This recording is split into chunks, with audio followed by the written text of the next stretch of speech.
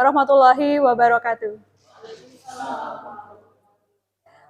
Previously, we respected the Excellency Mr. Suyono, Master of Agriculture, and Ms. Azizatur Rahmah, Master of Science as examiners, and of course, Ms. Ruri Siti Resmisari, Master of Science, and Mr. Dr. Muhammad Mukhlis Fahrudin, Master of Social Islam, as my supervisor. Let me introduce myself. My name is Nadia Rahadianti Agung with the student number 196200063. In this time, I will present my final research assignment with the title is Effect of 2,4-D, 2,4-dichlorophenoxy acetic acid, and kinetin 6-furfuryl aminopurine concentration on embryogenic callus induction of Porang, Amorphophallus mulleriblum through in vitro. Okay, now I wanted to talk about integration of Al-Quran. Allah Subhanahu wa Ta'ala said in the Holy Quran, Surah Asy-Syu'ara verse 7, A'udzu billahi minasyaitonir rajim. Awalam yarau ilal ardi kam ambatna fiha min kulli zaujin karim. Shadaqallahul adzim. With the meaning is, have they not seen on the earth how much of every free vital kind we make to grow therein? This verse explains that Allah Subhanahu wa Ta'ala commands all mankind to observe the various kinds of His creation, especially plant growth in more depth, so that humans know the various benefit plants can support human life. One of the most useful plant is from Araceae family, Porang. Porang is a member of the taro family Araceae. On the petiole, a bulb will grow. This characteristic distinguishes it from another Amorphophallus genera. Porang has a glucomannan content of more than 50% in its tubers. Porang is generally commercialized as flour and chips. Benefits of porang. Porang has so many benefits. First, from pharmacy sector, porang can be used as diabetes, high cholesterol, obesity, and constipation medication.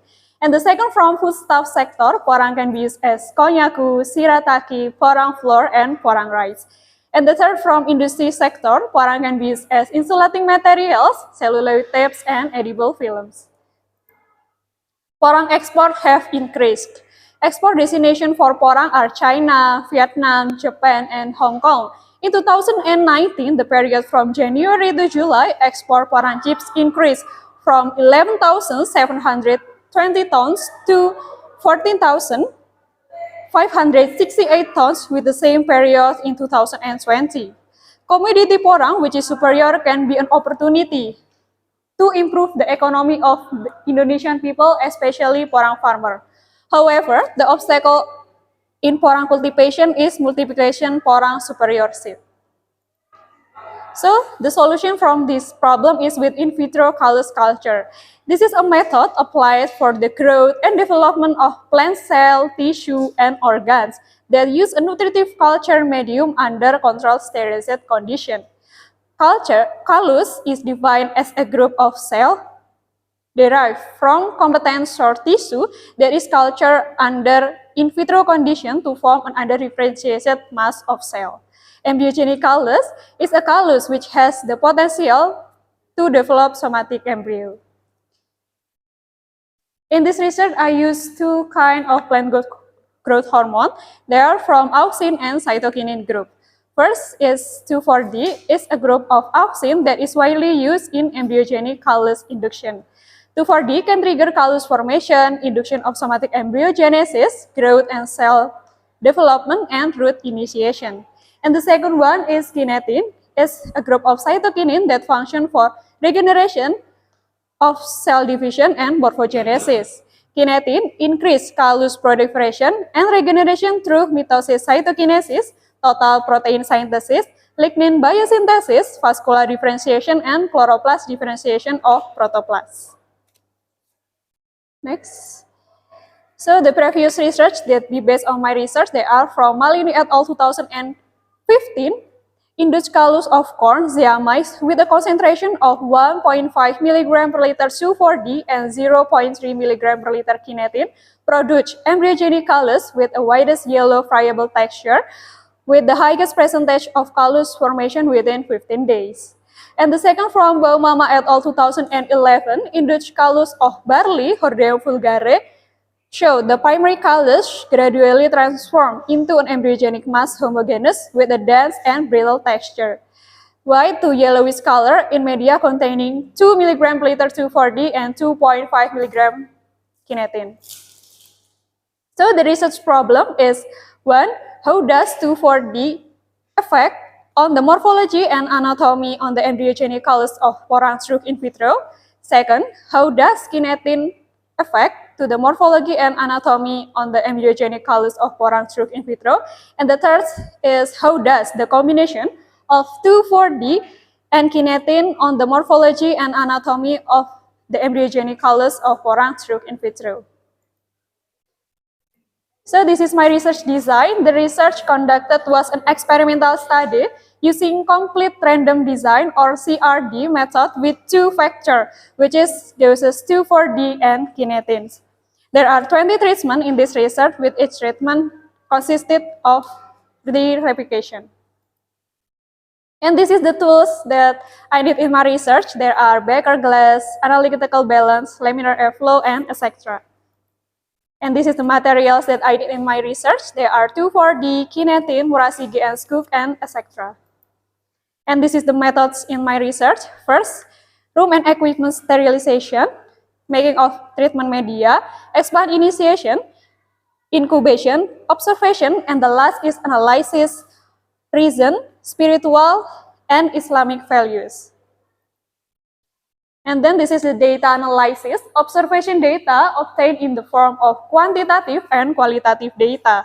Qualitative data were analyzed descriptively. Quantitative data were analyzed with using analysis of variance to determine whether there is effect of 2,4-D and kinetin on callus induction embryogenic porang Amorphalus muelleri bloom. If there is a difference significant, then proceed with a 5% DMRT test. In addition, the outcome data observation are also analyzed by integrating Islam and science with values as well as a spiritual approach that originates from the Al-Quran and Hadith. So we are going to result and discussion. This is the effect of 2,4-D to the induction of porang embryogenic callus. The result of the MRT test calculation are shown in this table. From the following table, we can see that the addition of concentration 1 mg per liter 2,4-D is the best concentration for growing callus with an average weight of 2.43 gram. According to Salsabila et al. 2021, administration of growth regulator needs to pay attention to the concentration. Concentration that are too low can produce the same growth as control without treatment, whereas if they are too high, it will disrupt the balance of hormones in the explant. Next. And this is the effect of kinetin to induction of porang embryogenic callus. From the following table, we can see that the addition of concentration of 0.3 mg per liter kinetin is the best concentration for growing callus, with an average weight of 2.30 gram. As the opinion of Mahadi et al. 2016 explained that have meristematic tissue contain active endogenous hormones, and if added with exogenous hormone, will stimulate cell proliferation, resulting in faster cell growth. Next. And this is the effect combination of 2,4-D and kinetin of porang embryogenic callus. From the following table, we can see that the best combination of 2,4-D and kinetin for callus induction was the concentration of 1 mg per liter 2,4-D and 0 mg per liter kinetin, with an average weight of callus is 2.43 gram. Next. And this is the effect combination of 2,4-D and kinetin on qualitative parameters of porang embryogenic callus. Auxin and cytokinin adds to the media will interact with endogenous auxin and cytokinin hormones, thereby determining the direction of growth and development of the explant. The color callus is brownish white yellow, indicating the callus has an embryogenic capacity. This is supported by Martani et al. 2016 that callus with an intermediate texture, white color, has embryogenic properties from the callus mass. And now we are going to effect of combination of 2,4-D and kinetin on qualitative parameter of porang embryogenic callus in callus texture. This anatomical observation was carried out by using an Olympus binocular microscope with a magnification of 400 times. There were three types of callus observed, namely friable, compact, and intermediate callus. The result of anatomical observation in figure 4.3 sufficiently shows cells that are generally round and oval shaped, and there are cell parts such as cell nucleus, cell walls, and space between cells. Variable callus is this study shows space between cells so that the unit cells were not tightly packed and found many large cell nuclei and clear cell walls. Agree with Paul in 2016 the fact that variable callus has cluster cell and meristematic with the characteristic of intercellular space, clearly visible cell nuclei, then cytoplasm and high cell division activity. And we are going to integration of Al-Quran. Allah Subhanahu wa Ta'ala said in the Holy Quran Surah Al-A'raf, verse 58, A'udzu billahi minasyaitonir rajim, wal baladu thayyibu yakhruju nabatuhu bi'idzni rabbih, walladzi khabutha la yakhruju illa nakida, kadzalika nusarriful layati liqaumin yashkurun. Shadaqallahul adzim. With the meaning is, and the good soil, the plants thrive with God's permission, and bad soils, it growing plant language. Thus we explain repeatedly the sign of our greatness for those who are grateful. The first explain that good soil, which in the context in vitro culture is defined as a good artificial medium will produce plant that can thrive. In this study, to support the growth of porang X plant in forming good embryogenic callus. Growth regulator, there are 2,4-D and kinetins were given in various concentration with the aim to determining the concentration best for porang embryogenic callus growth. Allah Subhanahu wa Ta'ala also said in the Holy Quran Surah Al-Qamar verse 49, A'udzu billahi minasyaitonir rajim, inna kulla syai'in khalaqnahu bil qadar. Shadaqallahul adzim. With the meaning is, indeed we create everything according to measure. This Al-Marahi 2001 explained, this verse explained that everything in the life of this world does not happen by chance, but the decision and provisions of Allah Subhanahu wa Ta'ala. Based on the research result, it's known that the best combination for induced porang embryogenic callus is a concentration of 1 mg per liter 2,4-D and 0 mg per liter kinetin. From this result, it can be seen that the use of concentration of 2,4-D and kinetin that are not too high and not too low is a concentration that is quite balanced and according to the dosage so that embryogenic callus from porang seed can grow properly. And we are going to the closing. So the conclusion from this research is, one, a single 2,4-D with 2 mg per liter 2,4-D concentration had a significant effect on the callus wet weight parameter, resulting in callus with a wet weight of 2.43 gram. Callus is brownish yellow-white with an intermediate texture. And the second is single kinetin with 0.3 mg per liter concentration had a significant effect on the callus wet weight parameter, resulting in callus with a wet weight of 2.30 gram. The callus is yellowish in color with a compact texture.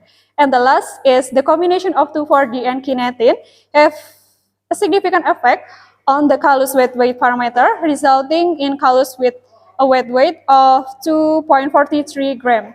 Callus is brownish yellow with an intermediate texture. And the last is suggestion. Routine training is needed in making anatomical preparation so that preparation can be made as thin as possible so that the contents of the cell can be seen clearly. Okay, that's all my presentation about my final research assignment. Thank you so much for your attention. I will give it back to Ms. Ruri as a moderator. Thank you. Wassalamualaikum warahmatullahi wabarakatuh.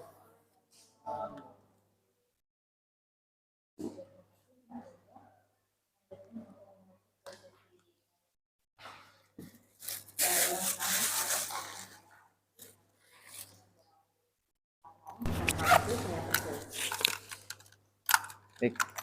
terima kasih. Assalamualaikum warahmatullahi wabarakatuh. Waalaikumsalam.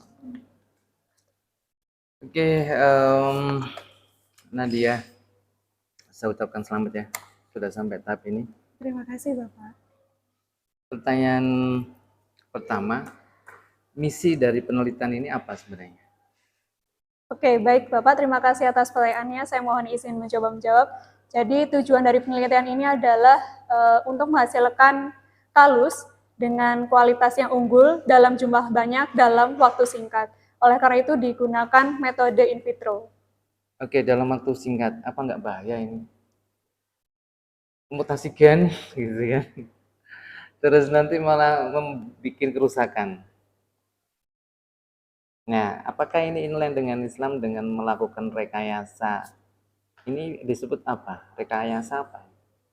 Rekayasa apa istilahnya? Genetik? Rekayasa apa? Nah, percepatan ini apakah ini maksudnya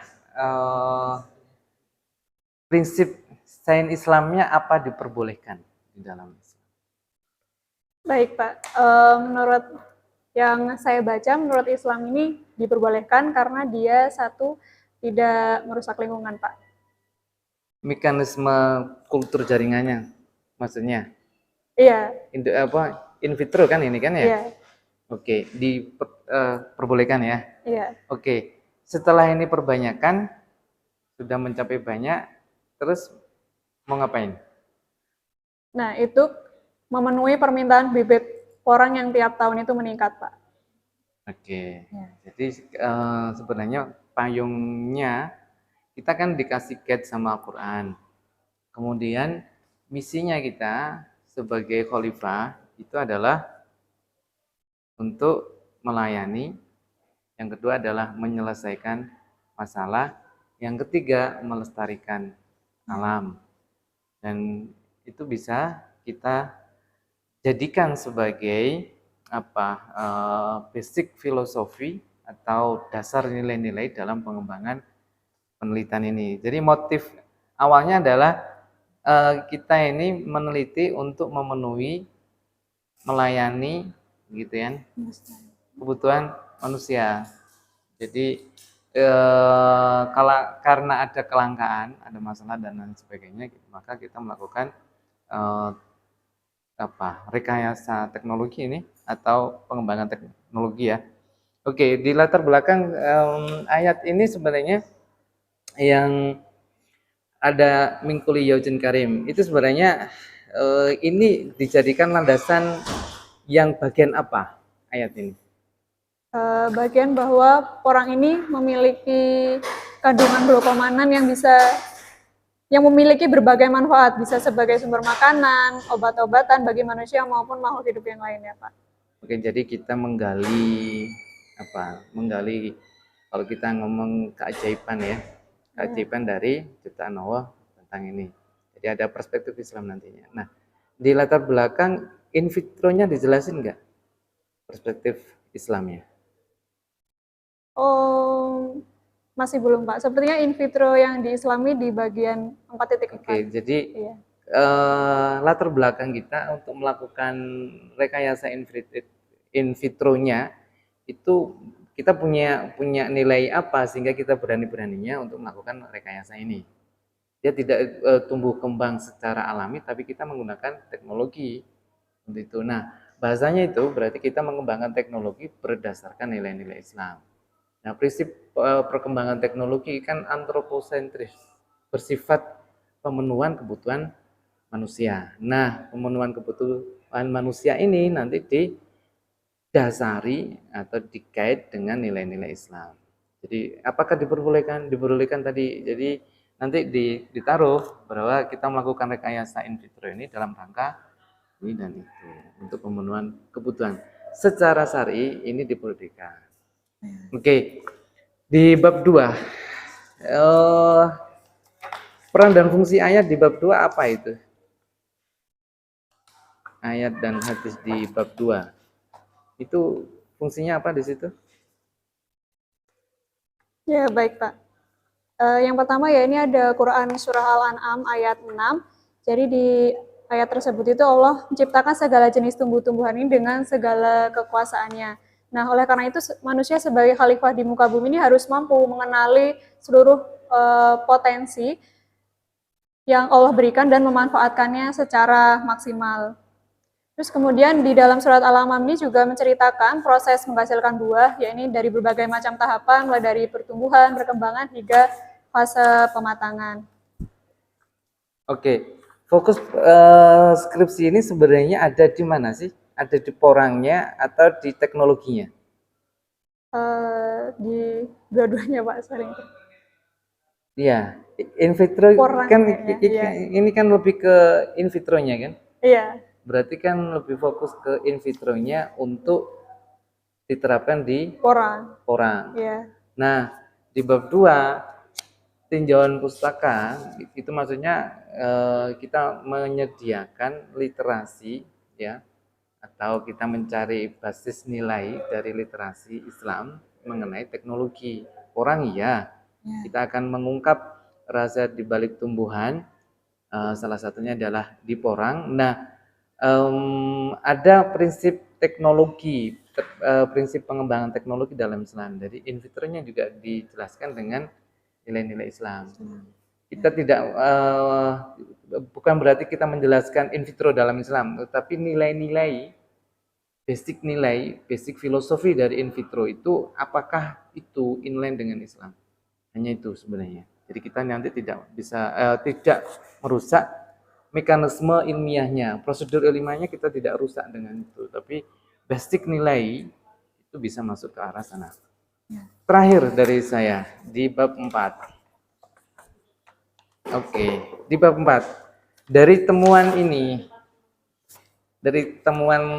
ini ya, kan berarti ada fakta sains dan ada nilai-nilai Islam. Nah, Iya. hasilnya gimana? Jelaskan dulu fakta sainsnya, baru nilai-nilai Islam yang masuk di situ. Oh ya. Yang pertama ya ini dari fakta sainsnya, dari penelitian ini didapatkan secara in vitro. Nah, ternyata secara in vitro ini kan ditanam, eksplan porang itu ditanam di media buatan yang kaya akan unsur hara yang bisa mendukung proses tumbuh dan berkembang.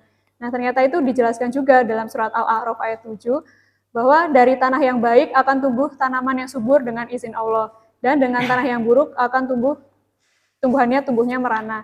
Nah, dari sini tuh bisa dijelaskan, bisa diartikan bahwa tanah yang baik ini yang mana dalam penelitian ini ya ini in vitro, ya ini diartikan sebagai media buatan yang baik akan menghasilkan tanaman yang dapat tumbuh dengan subur. Nah, secara umum itu media kultur in vitro bisa mengandung unsur hara esensial baik makro maupun mikro.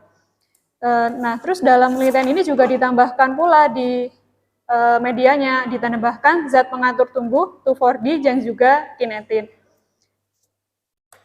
Nah, ternyata itu juga sejalan dengan firman Allah pada surat Al-Qamar ayat 49, bahwa sesungguhnya kami menciptakan segala sesuatu menurut ukuran. Nah, menurut hasil penelitian ini bahwa konsentrasi 2,4-D yang terbaik, ya ini 1 mg per liter dan juga kinetinnya 0 mg per liter. Karena bisa menginduksi kalus dengan berat basah 2,43 gram, dengan kalus tekstur intermediate warnanya kuning kecoklatan yang memiliki kapasitas menjadi kalus embryogenik. Nah, dari hasil tersebut itu bisa diketahui bahwa konsentrasi 2,4-D yang tidak terlalu tinggi dan terlalu rendah merupakan konsentrasi yang seimbang dan sesuai takarannya, sehingga bisa menghasilkan embryogenik dari biji porang dengan baik, Pak. Oke, di bab 4 ini masih belum ada argumentasi Islam tentang apa yang kita lakukan ini dibolehkan. Oh iya.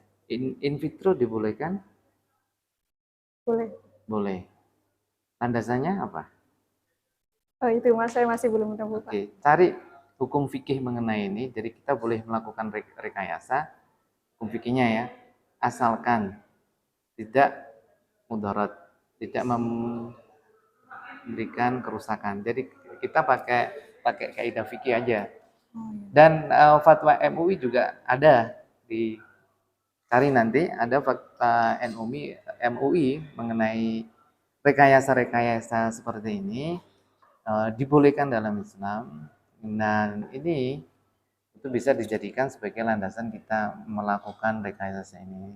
Kan ada sainsnya bisa dari mekanisme pertumbuhannya, kemudian teknologinya nanti bisa dijelaskan lewat mekanisme pemanfaatan teknologi. Nah, pemanfaatan teknologi berbasis nilai-nilai Islam itu seperti apa? Nah, yang kurang dari sini adalah pemanfaatan teknologi berbasis nilai-nilai Islam. Clue-nya apa? Prinsip dasarnya apa? Misalkan apa? Untuk memenuhi kebutuhan manusia secara proporsional, tidak mengganggu orang lain. Kalau bahasa agamanya, tidak mendolimi orang, bahkan tidak mendolimi lingkungan lain. Jadi kita melakukan rekayasa begini tidak menyakiti yang lain, tidak bikin kekacauan berikutnya. Jadi prinsipnya itu. Dan itu dari hasil ini bisa kita membuat fatwa nanti. Jadi fatwanya karena in vitro ini secara sainsnya tidak merusak ini dan itu, maka ini dibolehkan. Jadi kalau ada pertanyaan apakah in vitro itu dibolehkan dalam Islam, sama bisa jawab boleh, alasannya ini gitu, dan tidak melanggar dari syariat Islam. Hukum syarinya nggak kena, hikmatus tasriknya nggak kena di sini apa. Jadi ada hikmah di balik ini. Jadi, itu ya, itu aja yang bisa saya tambahkan, saya sampaikan, nanti diperbaiki catatannya ada di sini. Terima kasih dan saya kira bila taufiq wal hidayah. Wassalamualaikum warahmatullahi wabarakatuh. Waalaikumsalam warahmatullahi wabarakatuh.